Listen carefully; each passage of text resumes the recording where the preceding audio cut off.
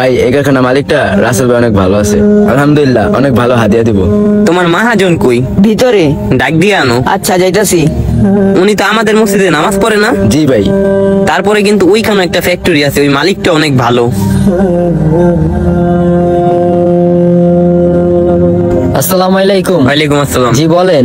আমার করে চিনতে পারছেন আপনি? হ্যাঁ অবশ্যই, আপনি তো ওই যে জহির কাকার ছেলে আর ওময়ন কাকার ছেলে। আপনাদের আর আমাদের এই সাজাতিয়া জামে মসজিদে 21শে ডিসেম্বরের থেকে 23শে ডিসেম্বর পর্যন্ত 3 দিন ব্যাপী ওয়াজ ও মাহফিলের আয়োজন করা হয়েছে। ওইখানে যদি আপনি একটু শরীক হইতেন। ও আচ্ছা, আমি তো শুনি নাই, একটু কাজের ব্যস্ততার কারণে। এই জন্য আমরা মেহনতে বের হলাম, কারণ আপনারা জানেন না, আপনাদেরকে জানালাম। আর আপনি আমাদের এলাকার সবচেয়ে বড় একজন ব্যবসায়িক মানুষ। আলহামদুলিল্লাহ আপনার কারখানা ভালোই চলে, আমাদের দোয়া আছে, এলাকার মানুষেরও দোয়া আছে। আপনিও মানুষটা অনেক ভালো।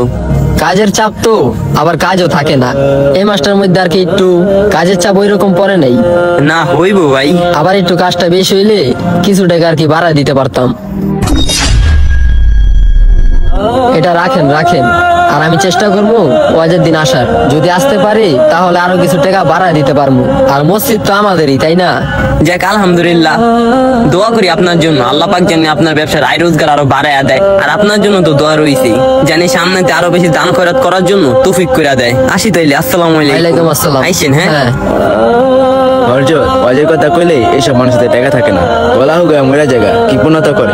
যাক, ওনাদের জন্য দোয়া করবেন আর ওনাদের পিছনে ফিকির করতে হইব।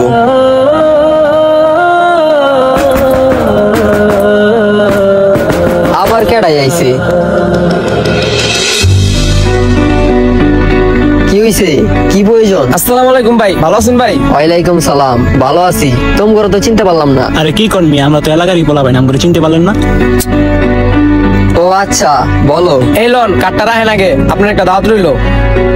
কিসের দাওয়াত? ফুটবল খেলার আমাদের একটা টুর্নামেন্ট আজকে রাতে, ওটার প্রোগ্রাম আছে। আরে রাখবে না, আমি বুঝাই কইতাছি ভাই, আমরা এলাকার পোলাপান একটা ফুটবল খেলার আয়োজন করছি। তো আজকে আমাদের ফাইনাল খেলা, রাত্রে অনুষ্ঠান হবে, ওইখানে গান বাজনা অনুষ্ঠান আনন্দ হবে। আপনাকে বিশেষভাবে অনুরোধ করা হলো, আপনি সন্ধ্যার পর মাঠে উপস্থিত থাকবেন। আচ্ছা তাহলে আমি কাজটা শেষ করে নেই, তারপর আমি মাঠে যাবো নেই। আর তোমরা একটা ভালো উদ্যোগ নিছো, খেলাধুলা তো অনেক ভালো, শরীরের জন্য ভালো, স্বাস্থ্যের জন্য ভালো। আর সব থেকে বড় কথা হয়েছে তোমরা আমাদের এলাকার পোলাপাইন। এই নাও। এই মেয়েটা কি দিলেন? কি দিলেন? এটা মুদি দোকানদারের মতো। আপনি হলেন একজন এলাকার বিশিষ্ট ব্যবসায়ী, এই টাকা দেওয়া সাজে?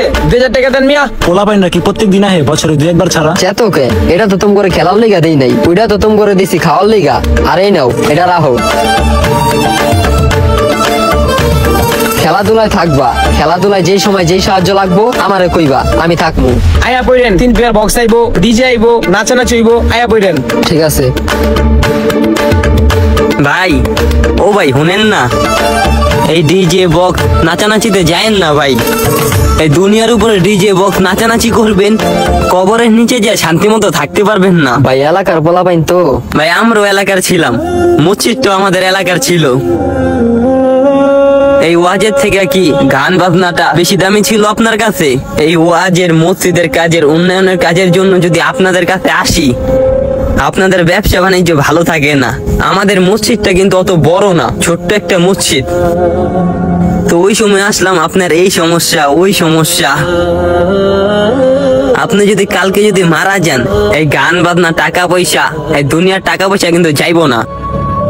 ওই যে 200 টাকা দিচ্ছেন না, ওই টাকাই যাইবো। কবরে দেখবেন এই টাকা সব আপনার পায়ের নিচে এসে দাঁড়ায় যাইবো। ঠিক আছে ভাই, মনে কষ্ট নিয়েন না।